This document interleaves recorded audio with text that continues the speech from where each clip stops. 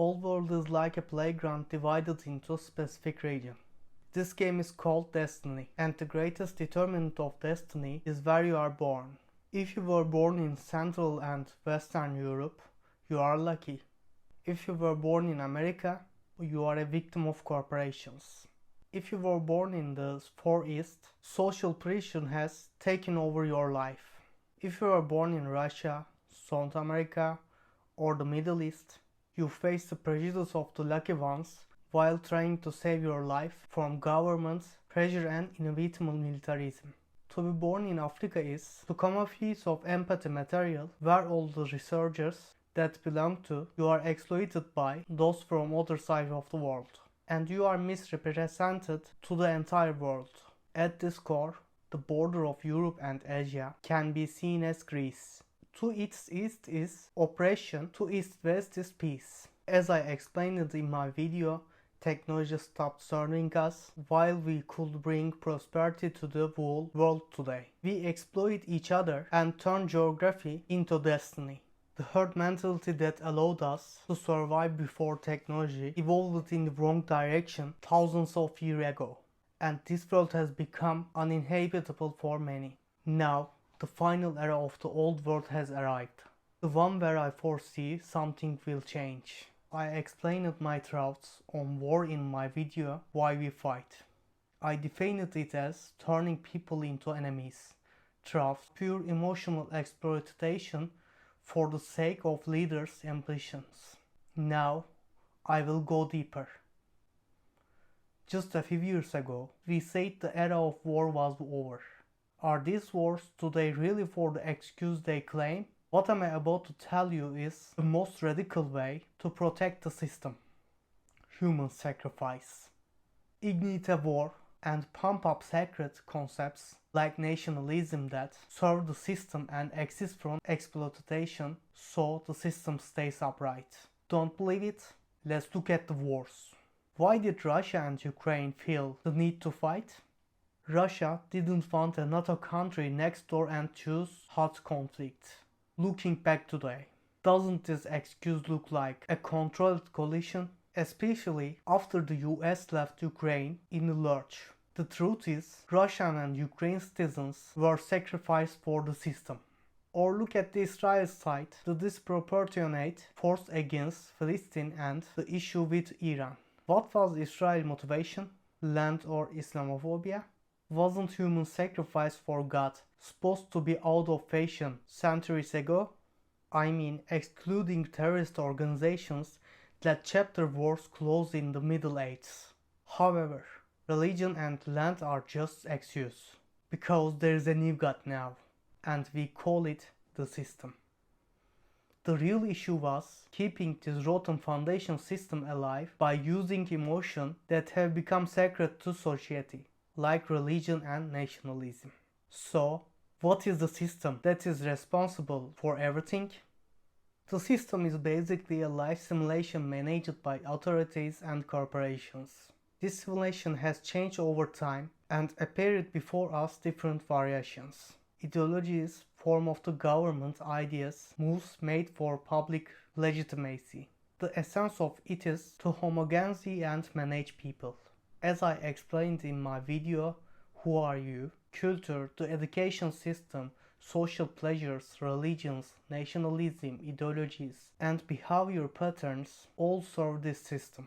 The top of the pyramid shifts between religious leaders, rulers, and bourgeoisie, but the people are always at the very bottom.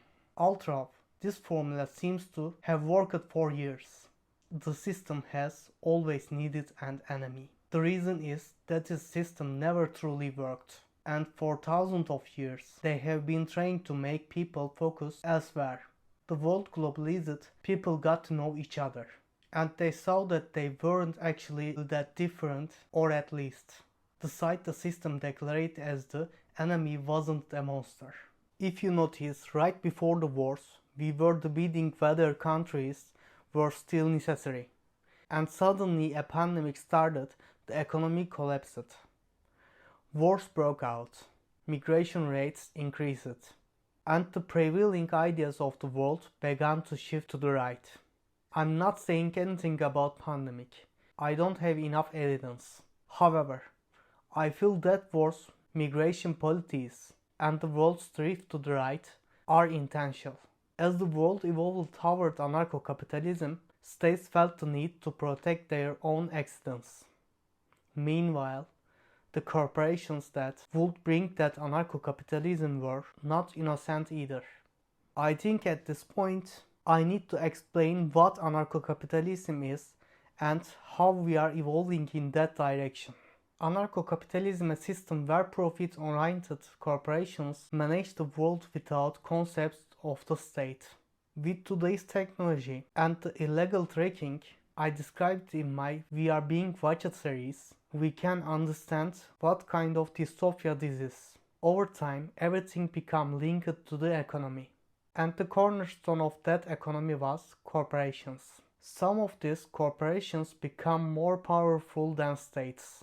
You all know those companies. Now these corporations are sidelining states through their lobbies and economic sanctions. In my Technology Stop Serving Us video, I also explain how these companies are untouchable. Corporations grew and began to replace states in some countries. When they demanded full authority, a Cold War broke out that caused hot conflicts. States sacrificed humans for their new god, the system, and their prayers were accepted, if only temporary. Today, two systems in conflict offer us two different dystopias. Besides the fact that neither side regards human rights or ethics, there is a serious emotional abuse directed at people. One side feeds on traditional emotions, while the other feeds on addiction it created. We are just numbers for both systems. The attractive part of anarcho-capitalism for people was that it eliminated borders. The system first developed you by introducing you to various people from different countries, allowed you to create a global culture, and then performed the oldest trick in the book: homogenization by silencing different voices. This new dystopia was presented as an alternative to the old one.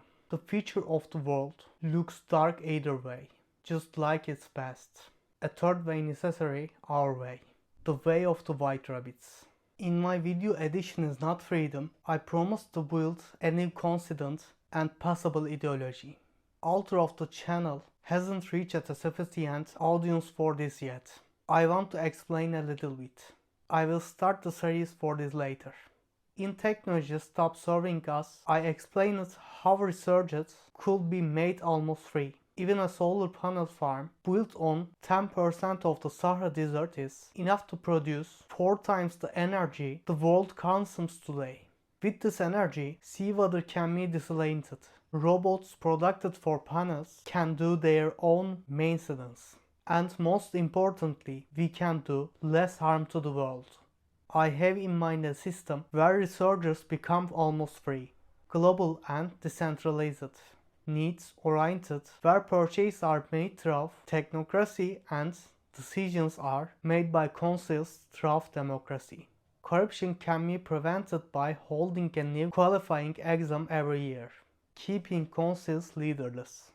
Establishing a cyber system where there is no need to meet physically, and keeping the influence of the council members' interest to a minimum. Of course, we will talk about the details of this idea later.